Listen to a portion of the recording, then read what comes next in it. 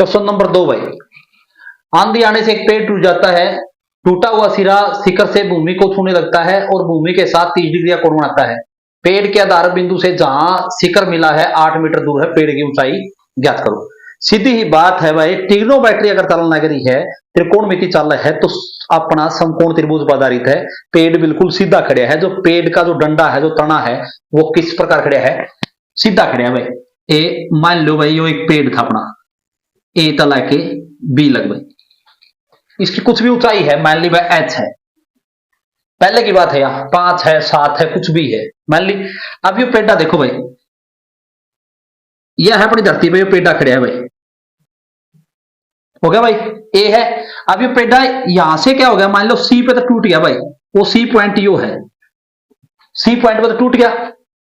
अब टूट गया तो कई बार आप आंधी में देखा हो, पेड़ा टूट गया तो अलग हिस्सा को निकल गया, वो यहां से जुड़ा हुआ है, मतलब कोई हिस्सा उसका या ऐसे रखा हुआ है, और वो शिखर जो है वो धरती पे आके मिल गया भाई। तो जो शिखर मिला है वो के है, अपना शिखर है बी, और जैसे ही बी पे मिला है, धरती पर गिरने लग रहा है, तो कितने डिग्री का कोण बना हुआ है, 30 का। ये चीज आपकी बिल्कुल ध्यान देने योग्य है भाई। अब पेड़ की ऊंचाई जो है, वह पेड़ की ऊंचाई जो टोटल है, या भी पेड़ की ऊंचाई है और या भी पेड़ की ऊंचाई है, क्योंकि यो हिस्सा खड़ा रह गया और ये हिस्सा अपना टूट के जमीन के साथ में इसी कोण बना दिया भाई। अब यो भी अपन निकालना है, यो भी निकालना है।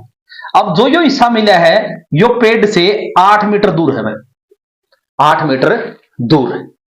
ये चीज आपने समझनी है भाई। ये पेड़ देखो, पहले अपन पेड़ बना दिया, अगर भाई ये पेड़ है, ये पेड़ ए बी था, अब ये इस पॉइंट पर टूट गया, सी पॉइंट पर भाई, और टूटेगा तो अलग, तो जर तो सवाल अपना मतलब वो बातें को नहीं, क्योंकि यो अपन समझाना चाहो है भाई, इस प्रकार मिल गया, यहां से टूट के मतलब यो हिस्सा जुड़ रहा है, और यो शिखर इसका यहां पर मिल गया, और जहां पर मिला है उसकी बिंदु की दूरी पेड़ के पाद बिंदु से कहा कर भाई, पाद बिंदु का मतलब क्या हुआ है, आधार बिंदु भाई। तो 8 मीटर जो के है, दूर है, दूर है तो कितने डिग्री का कोण बना हुआ है, 30 डिग्री का भाई। अब इसके साथ में कोण बना हुआ है, तो धरती के साथ में इस तरह कोण बनाने लग गया, तो ये कौन सा कोण हो गया, एंगल ऑफ एलिवेशन, मींस उन्नयन कोण, ऊपर की तरफ बनने लग रहा है। तो भाई 30 डिग्री का कोण इसलिए बना दिया। अपन बताना है भाई पेड़ की ऊंचाई। अब दो चीजें हैं, एक तो नू पूछ ले भाई, जो हिस्सा टूटा है, जहां से टूटा है मींस यहां से टूटा है, तो इसकी लंबाई क्या है और यो कितना ऊंचा बच गया, दो चीजें हैं, वो बाद में आप बात करेंगे। पहले अपना पेड़ की ऊंचाई, अब पेड़ तो सारा ए बी है, तो सबसे पहले आप लिखांगे, माना पेड़ की ऊंचाई भाई, पेड़ की ऊंचाई, ऊंचाई है अपनी ए बी, और ए बी किसका बराबर है, ए बी है भाई ए सी और बी सी का बराबर, मींस अपन ए सी भी निकालनी है और अपन बी सी भी निकालनी है। पेड़ के आधार से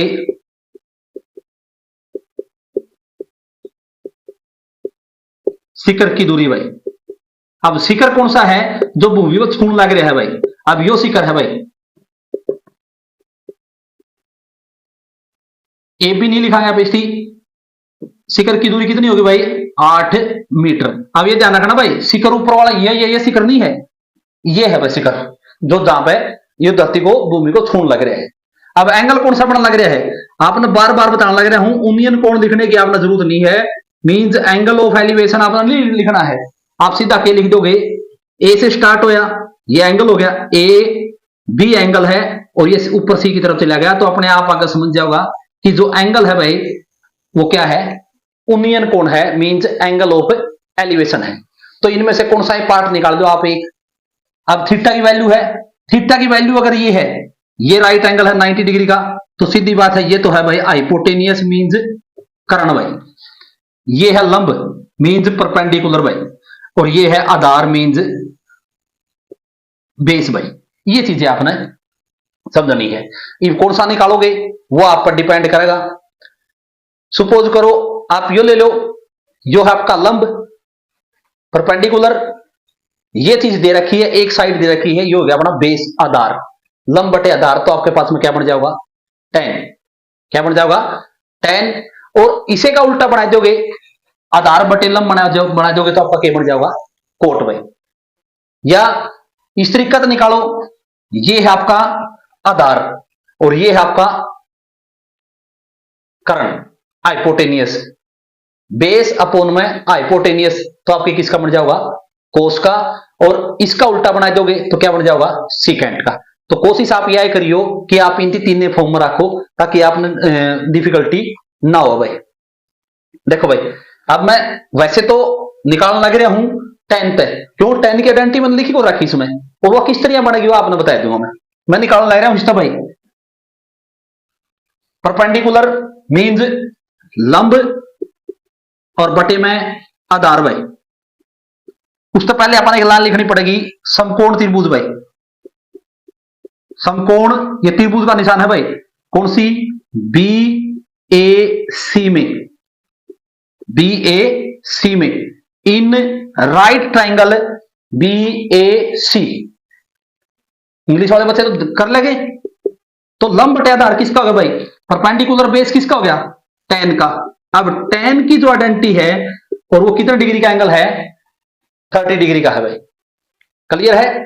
अब देखो भाई, इंग्लिश वाला की तरह अगर लिखना करो, क्या है परपेंडिकुलर, परपेंडिकुलर है भाई एसी और बेस क्या है ए बी, ये होगी 10 30। अब एसी की वैल्यू अपन फाइंड करनी है भाई। एसी ए बी कितनी है भाई, 8 भाई।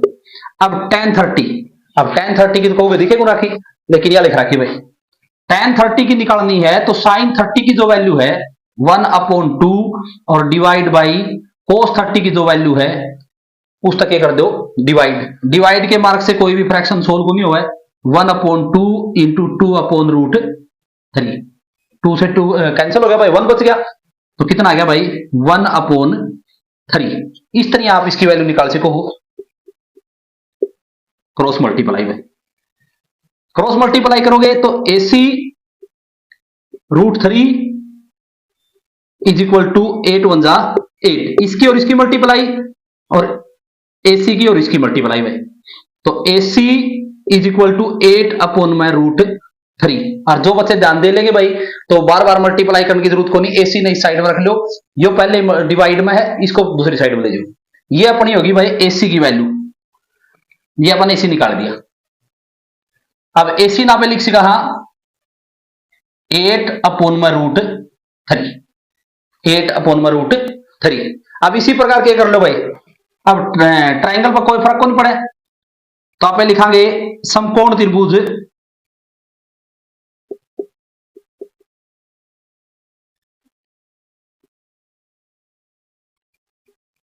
समकोण त्रिभुज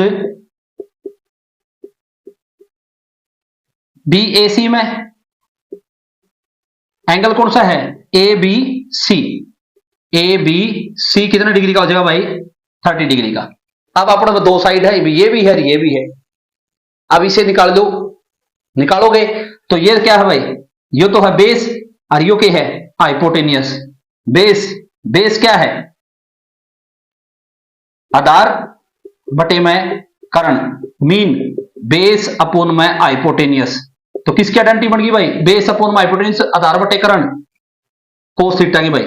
और कोस थीटा कितनी वैल्यू है भाई थीटा की 30, बेस कितना है 8, बेस है ए बी और हाइपोटेनियस अपन निकालना है BC भाई। और कोस 30 की वैल्यू भाई, ये रही कोस 30 की वैल्यू भाई √3/2, क्रॉस मल्टीप्लाई भाई। BC √3 और 8 2 16, 8 दूनी 16 भाई। तो BC की जो वैल्यू आएगी वो आएगी 16/√3 भाई, 16/3। अब एक चीज देखो भाई, अब अपन पेड़ की जो ऊंचाई है वो क्या है, पेड़ की ऊंचाई AB है और AB जो है वो किसके बराबर है AC प्लस में BC। अब AC का मान कितना है 8/√3 और यो है भाई 16/√3, दोनों का एलसीएम भाई √3 आ गया और ये हो गया भाई 24। क्लियर है भाई। लेकिन जैसे ही √3 का जो 24 है वो क्या है फैक्टर है भाई, गुणनखंड है, क्योंकि एक बार रूट ना भूल जाओ 3 8 24 भाग होने लग रहा है, तो इसको √3 से तो गुणा कर दें भाई और √3 से भाग, मेन अंश को भी √3 तक गुणा और हर को भी √3 तक गुणा, नोमिनेटर को भी √3 से मल्टीप्लाई डेनोमिनेटर को भी। तो इसकी वैल्यू साथ में हो जाएगा भाई 20√3 और अपोन में दोनों की करोगे 3 भाई, कैंसिल हो गया, कितना आ जाएगा भाई 8। तो जो पेड की ऊंचाई जो आएगी वह कितनी आएगी भाई 8√3। जो अपना पेड है AC प्लस BC उसकी जो वैल्यू आएगी वो होगी भाई 8√3। ये चीज आपने इसमें ध्यान से समझनी है।